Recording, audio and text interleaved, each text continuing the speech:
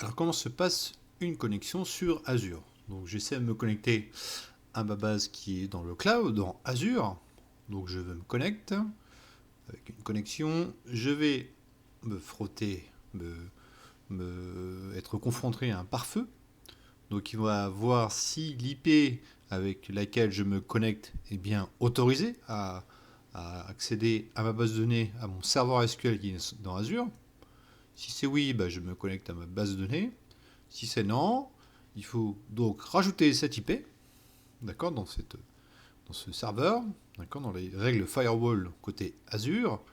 Si c'est fait, c'est oui. Si c'est non, eh ben, bien sûr, je ne peux pas y accéder. D'accord.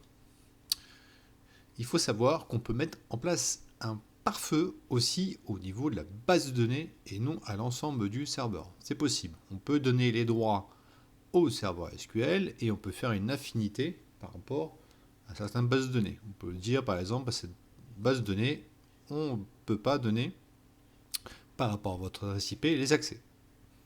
Ok, c'était un titre informatif.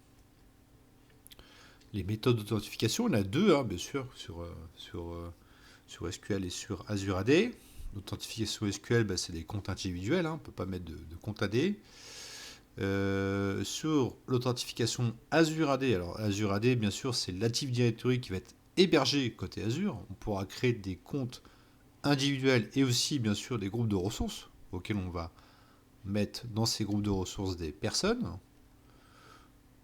Sur l'authentification SQL, il n'y a pas d'expiration de mot de passe. On peut bien sûr pas en mettre. On peut aussi ne pas en mettre. Mais si on a une très bonne, on va dire, politique de sécurité, bien sûr, il y a l'expiration du mot de passe qui va être due à la politique de sécurité Active Directory. Ok.